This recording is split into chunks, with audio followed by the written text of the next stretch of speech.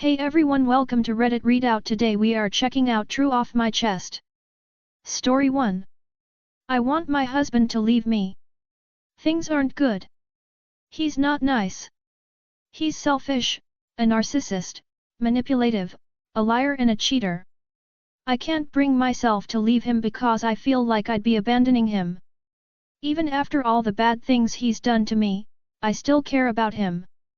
I want him to be the one to leave so I know he'll be okay. I feel like his mother, not his partner. I do everything. Pay for everything. He continues to live his life without comprising what I want. I could go on, but it's too much to just ramble on. Story 2. Found out my mum had sucked my then boyfriend's dick long before me, 28F. When I was 19 I got into a relationship with a 26-year-old guy.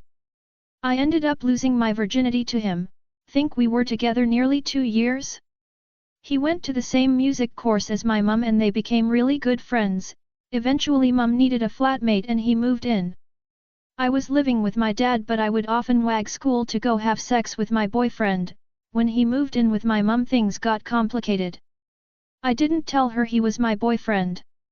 We kept it completely hidden. My parents are divorced but at the time I was staying at my mum's house every second weekend, teasing my boyfriend as often as I could get away with. One night mum busted me. She saw me make a flirty face at him.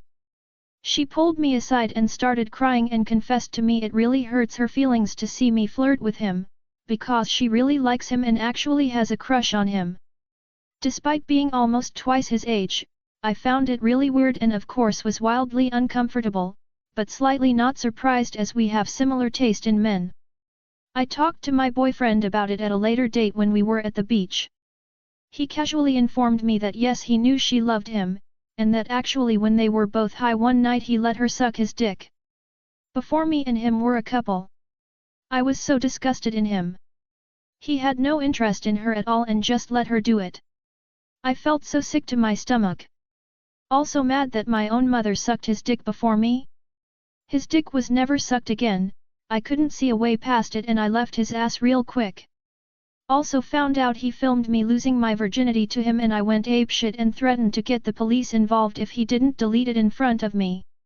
He did but I knew he was good with computers so I made him show me he didn't have copies made anywhere else.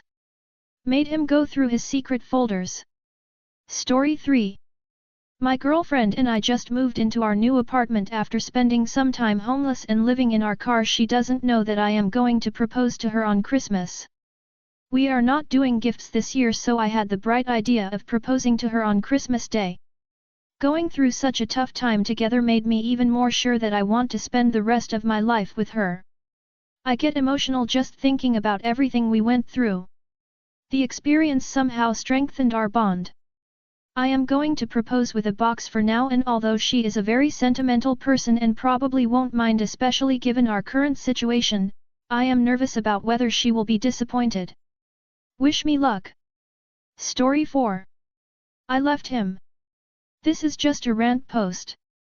I left him tonight. It took so much strength on my part. I don't know how I was able to do it. He hurt me but I let him back in once. It won't happen again.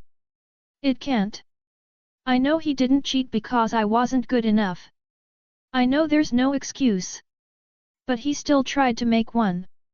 I feel like this is karma which I deserve but that doesn't make it hurt any less. I haven't sobbed yet. I feel like I should but I just want to throw up. I've felt hurt but never like this. I just keep on repeating to myself I need to stay strong. I guess this is my way of staying strong. He was the first guy I committed my life towards loving. I went out of my way for everything. And he didn't deserve it. My trust is gone for right now but I hope I can get it back soon. That's all for now. Be the first to comment. Nobody's responded to this post yet. Add your thoughts and get the conversation going. Story 5. Big fluffy lovable me. Story 6. Upset about the dumbest wedding social media thing. I need to vent because I'm fully aware I can't actually say this out loud to anyone I actually know out of risk of sounding like a narcissist or bridezilla. I'm engaged and just asked my bridesmaids/mo. Made cute gift boxes. I was so proud of them. They've all been in wedding parties before and I've seen them all post whatever cute way they were asked in the past on social media with cute captions etc. Literally not one of the 6 posted anything. Just kind of said yes and thanks and that they were so excited and then went on their way. My mo didn't even open it all or read the handwritten card I wrote and said she would later and I never even got a text about it. And I feel so dumb for being upset over it. A couple of them don't really use social media so I wasn't expecting it there. And I guess I wasn't explicitly thinking about it or expecting it of anyone and then it just kind of dawned on me that I've definitely seen the others post in the past of being asked by other friends/family, some very recently. And it's leaving me with my feelings hurt. But of course I can't say anything out loud to anyone because of course it looks like a narcissism or attention thing when really it's more a comparison thing I guess. Like why were you so excited to show everyone when asked by this person but not by me? Story 7. Someone filmed me in public while I was panicking. Yesterday I, F19 with ASD/autism, took the train from my parents' house to my student room. I was already pretty stressed, but at arrival at the end train station some things happened and I broke down. I started crying and panicking. I managed to walk to a quiet place across the street from the train station. There I bowed down and just cried. After a while I looked up and saw that a man was filming me. When he noticed that I looked up, he quickly walked away. I feel pretty shit about it. Why would someone feel the need to film another person crying and panicking? And what would one even do with such a videos? Some random dude now has a video of me while I was in that state. Edit. It also makes me feel negative about myself. Am I that crazy to be video worthy? Story 8. I haven't made any friends since moving and I'm scared I'll be alone forever. TLDR, I haven't made any friends since I moved despite putting myself out there. If I can't make friends while I'm in college, how will I be able to once I have a 9 to 5? I'm thinking about transferring back home, but I don't want to cling to my past. I'm in my early 20s and last year I moved to a different state. I only have 2 friends here and it's been an entire year since I've moved here. I've been doing my college courses online, but I still go out with my friends at least once every 2 weeks, but I haven't made any friends.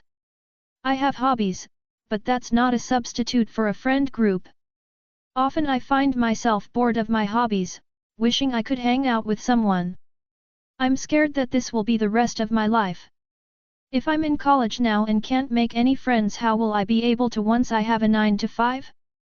It's like I forgot how to make friends. I was in a relationship and had a friend group before I moved and now I have nothing. I've been trying to put myself out there more rather than relying on going out with my friends. I've been taking a few classes on campus this semester, but nothing has happened yet. I went to an involvement fair, but none of the clubs interested me. I've tried online dating and I get a few matches, but my riz isn't the best so they lead nowhere. As far as talking to women in person, I've always been shy/passive in that regard. I've never been the type to approach a girl I'm interested in unless I'm drunk or she clearly wants me to, even then I'm nervous and hesitant. I've been thinking about trying to get over that fear and just do it, but my riz makes me hesitant. I'm a sophomore right now, gap years, so I've been thinking about transferring to a college in my home state so I could be with my friend group again, but some of them moved and the dynamic isn't the same. Another point is that we're around graduation age, so more of them are likely to move in the future. I also feel like I shouldn't cling to my old life and friends, but should immerse myself here. But I've been here for a year and I haven't gotten a social life. Story 9. My mom read my diary. I have had issues with privacy with my mom for as long as I can remember, and she is constantly trying to control me. I am an almost 20F and while I was on a trip with my boyfriend, my mom read my diary and found out that I tried magic mushrooms a while ago. I am not a regular drug user, I have never let it affect my life and I purely did it for an experience, which a lot of people my age do. Now, At 20 she is forcing me to have a 9 p.m. curfew, waking me up super early to do tasks for her and help around the house and go out and do community service, which I already do. I am willing to have a conversation with her about this and explain to her why I did it, but I am mostly hurt that she invaded my privacy. She said the journal fell off my dresser and opened to that exact page and she read it. I highly doubt this and think she just was snooping around because I found other things moved in my room as well. At 20 I have no privacy, she treats me as this degenerate avid drug user and loves to make me feel like a terrible person. None of this is out of concern, and that's what is even more hurtful. Story 10. My ex gave the new girl my life. Why do men do this? I was with my boyfriend 5 years, talked about marriage and kids eventually but felt like we were never moving forward to that point. He never even proposed after 5 years. I had a job offer 5 hours from our hometown and he refused to come with me. He said he couldn't leave his family behind. I took the job knowing that mean leaving him behind, thinking maybe me leaving would be a wake-up call. He never tried to come for me. In fact, fast forward 18 months since we have cut contact and I find out on his mom's Facebook not only did he move to another country after I left, but he's also has a baby with this girl there and is engaged to be married. I don't understand. Story 11. My kid was bullied online. We dealt with really awful online bullying for over a year. We couldn't figure out who was behind it but had our suspicions and the police didn't seem to care. The online bully finally went too far and the cops started to investigate.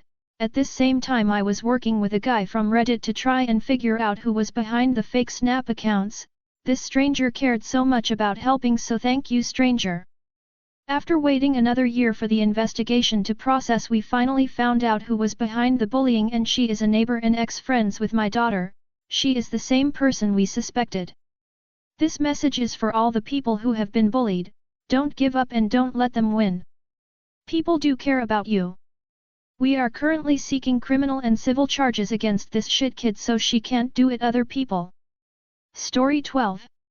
I just realized a friendship of mine is already over. About a year ago, or however many months, I approached a group of mutuals curiously to see how good of friends we would make. I soon learned we made good friends. Well, 2 of them. There are 4 in total, not including me. The first 2 I genuinely consider some of my best friends to date. They are funny, kind, caring, and I feel truly me around them. It makes me so happy to see them happy, and they are the group I feel closest with. The other 2 and the other 2 have slowly drifted apart from over the summer. Well, it turns out that they just don't consider us friends. A year of friendship, a year of laughing, days of connection on social media, which had nothing to do anything, just gone. Gone, somehow. Early fall, the other 2 got girlfriends, which I was on good terms and friendly with both of them. Now the 4, the girlfriends and friends just simply won't talk to me. I don't get it. Recently one made a comment about how you can just leave, name, and the other one has some sort of problem with me to the point she just won't talk to me. Not even hi. Which I wouldn't expect, except we were good friends last year. Now none of them will speak to me or even look my way. I am convinced if I was put in a room with any one of them they would ignore me. I don't know how to bring it up with them because if I do, I'm afraid they'll remark about how it's all in my head. I guess I thought the friendship was more serious than it was, but it's still pretty hurtful. I don't feel hurt, cause I guess it takes people time to process, and I was already feeling whatever the girlfriends were putting out, but it sucks. They were nice people too, genuinely kind, funny humans, and now they're assholes. I wish there was some sort of karma to just magically appear one day, but it doesn't look like it will. For now I'm probably not going to initiate it and see what happens. Man, it hurts. Be the first to comment. Nobody's responded to this post yet. Add your thoughts and get the conversation going. That's all for today. Please don't forget to like and subscribe.